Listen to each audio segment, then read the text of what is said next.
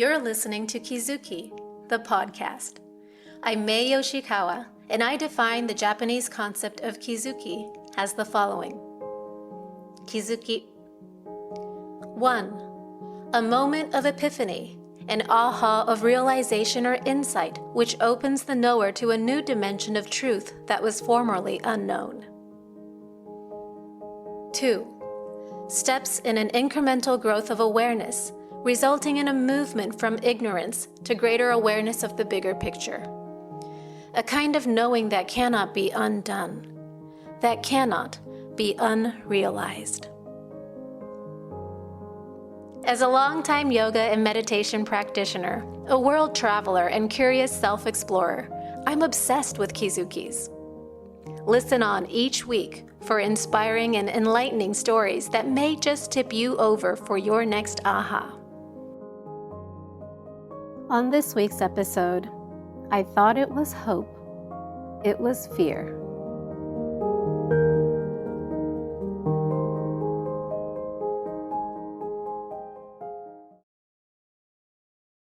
Two weeks ago, I recorded an episode called Trusting the Unformed.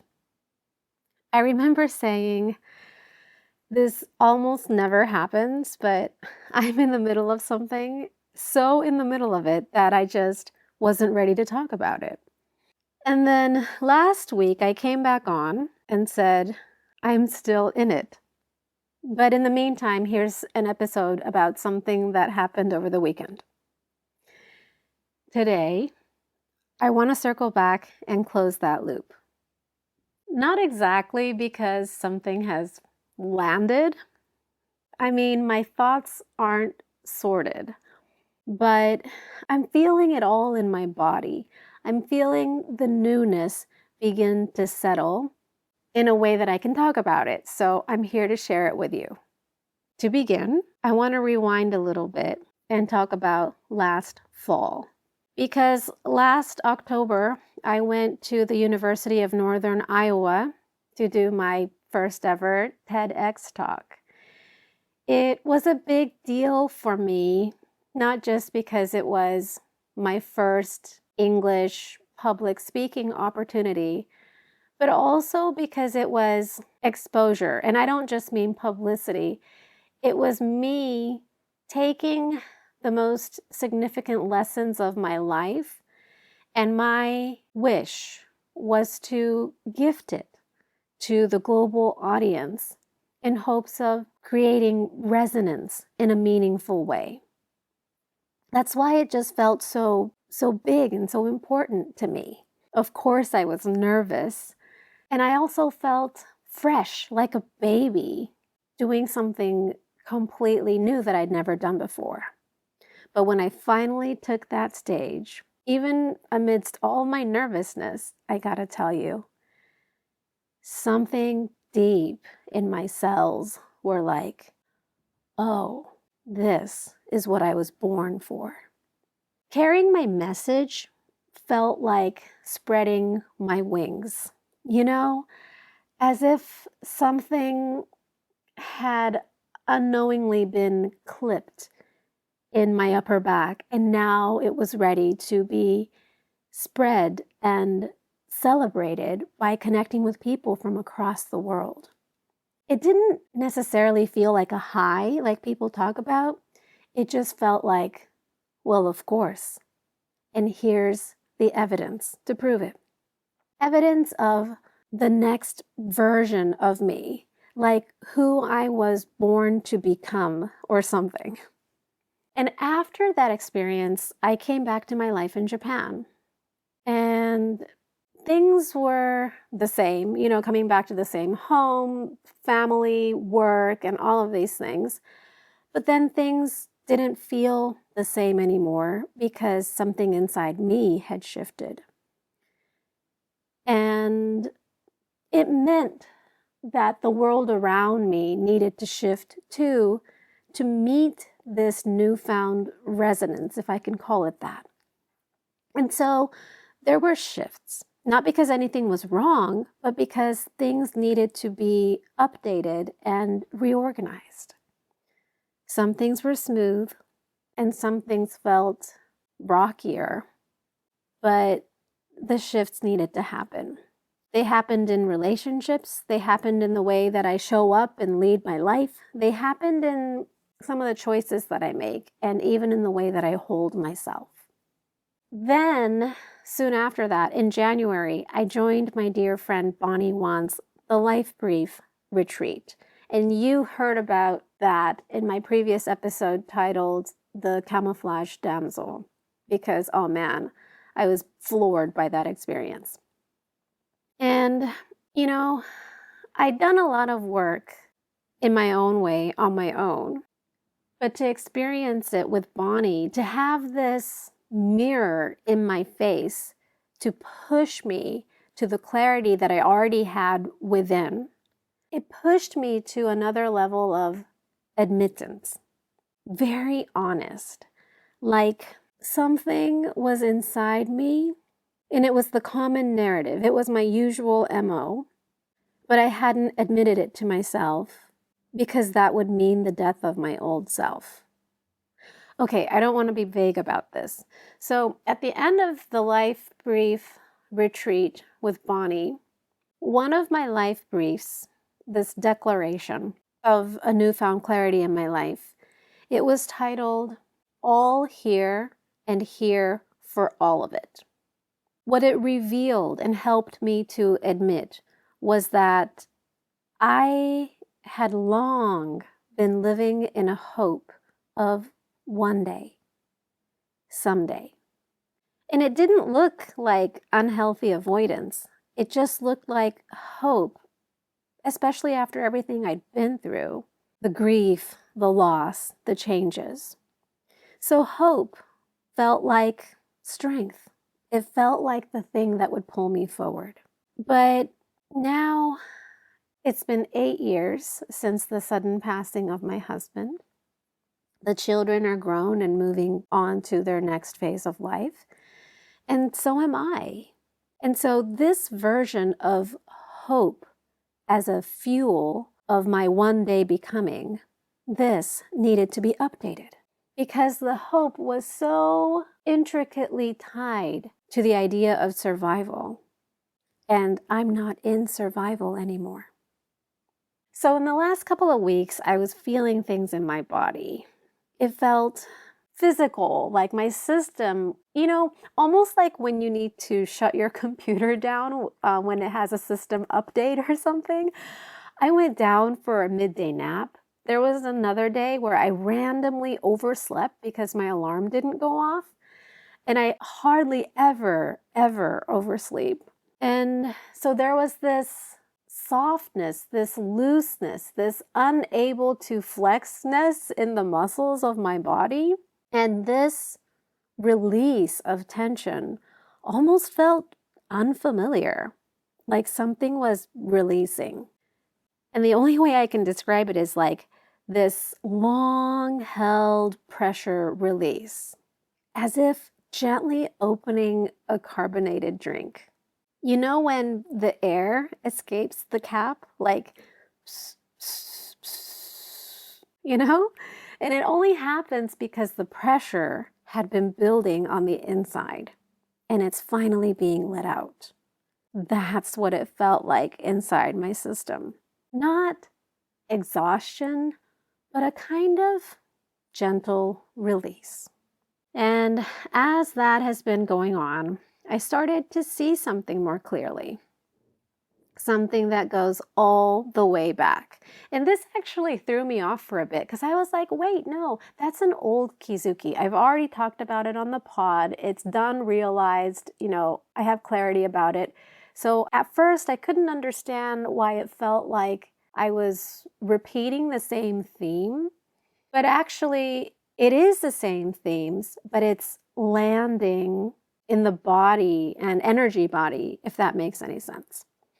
So I went back in memory to when I was a teenager, because when my parents got divorced, I was 14 going on 15, and it just felt like the ground beneath my feet crumbled apart. And I now realized that this psychological effect of that kind of lack of stability and that rockiness, it also left a mark on my energy body. I think my nervous system made a silent commitment back then. And it said, never again. Never again will I let something or anyone hurt me this much. And so my nervous system learned to brace before the fall. Not consciously, but just in my body and system. A kind of preemptive tightening, a readiness for impact. And I can tell you loads of examples of this, from anything as small as butt clenching in the dentist chair to like preemptively bracing before a potential work-related rejection or anything like that. But it's like I'm preparing to be okay before the fall or loss. And yeah, let's just say it. That's all based in fear. Fear of falling, fear of failing. So it probably doesn't surprise you that then in my 20s, I experienced a terrible betrayal because life just happens, right? But when it happened, of course it hurt. Of course I crumbled again. But it wasn't just, oh my God, I'm going through loss. For my nervous system, it was like, see, that's what happens when you try to trust love and you fall again. So it was almost like a reinforcement of this pattern of pain and bracing before the pain.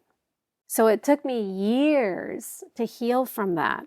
And as I slowly began to open myself again in my 30s, I met my husband and I needed to learn to soften again. And only because it was him, I could begin to trust again. And then a couple years down the line, he was involved in a traffic accident and was killed instantly. Silently, once again, in acute grief, my system said, see, that's what happens when you open yourself to love. So, even though on the surface, I've always been someone who faces things, who feels deeply, who processes, who doesn't run or avoid, there was still this deeper pattern, not about running away or being in avoidance, but bracing before anything could even happen. Like living in preparation, and that preparation was fear-based. So I think what I've been feeling these past couple of weeks is the physical sense of releasing that accumulated pressure and tension in my physical body. It's not even about understanding it or taking it apart. It was just like my body was now ready to let go and move beyond survival, move beyond that constant low-level readiness, the bracing. And with that came a very simple but profound realization. There is another way. There is another way to live and open yourself to life without preparing for pain. In spite of the fact that pain is part of being human, loss is part of being human. And there is no version of a human life where love doesn't come with pain or loss. Even in the most beautiful, long, celebrated relationships, one day, one of you, then both of you will be gone. And that's not pessimism. That's the human condition. I needed to dig deep on this one because as long as I see it on that level, I will never get beyond the fear of pain and loss. So the question isn't, how do I avoid pain? The question became, who am I? What kind of person am I as I live this human condition? Because the truth is, I am no longer that 15-year-old girl whose system learned to brace. I don't need to live from that imprint anymore. And that doesn't mean there won't be loss or grief or pain. But I know this for a fact, that I will never be abandoned again. Not because, shit doesn't happen in life. On the outside, yeah, it might look like loss. It might look like abandonment. And surely I will experience grief. But my consciousness, my conscious awareness will never abandon my feelings again. Because I choose to be present. I choose to hold myself through the process of feeling all the feelings, including the pain and grief. Yeah. So as I sort of step back and take a bird's eye view about this, I think for a long time, it was this quiet longing to be seen, to be held, to be met in the depth of all that I was carrying. I'm sure that some of you can relate to that because we all look for it on the outside, right? And now it's beginning to feel like something has flipped. It's not that I stopped wanting this external sense of being held or seen by someone else, but that for me, I know and feel how I am present with myself. In other words, I became the presence who is always here, wide-eyed and accepting. That presence that I longed for, I became. There's something incredibly steady about that because that frees me to meet life as it is, pain and all, and move with it, flow with it, without needing to brace for the next impact. So if I were to name the Kizuki in all of this, it would be something like this. I thought it was hope for me to long for this next thing where I would feel seen, understood, and held. But actually it was motivated in fear. In a refined form, but it was still fear. Oh, and now all of that energy is free because I don't need that. I don't need to pour myself into searching for that anymore. So very gently, perhaps the invitation for you today is simply to notice with me. Where in your life might you be preparing for something just in case? Where are you bracing out of fear and avoidance? And what might it feel like if you recognized that that pressure was something you're putting on yourself? And better yet, you chose to release it. Not because life will suddenly become safe and stable, but because you know now you are safe with yourself. It's not something that you can take to the mind because the mind will have you running in circles and doing that external search that it's built for.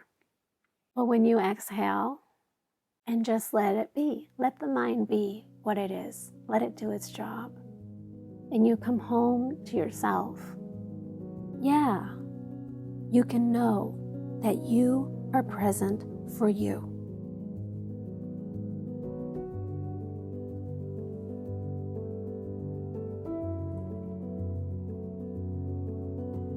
Thank you for listening. If you missed the recent Kizuki Journaling online session, the on-demand replay is now available at maey.live under On Demand. And if you'd like to be the first to know when the next live session opens, You can sign up for my weekly newsletter at the bottom of maey.live or kizukijournaling.com.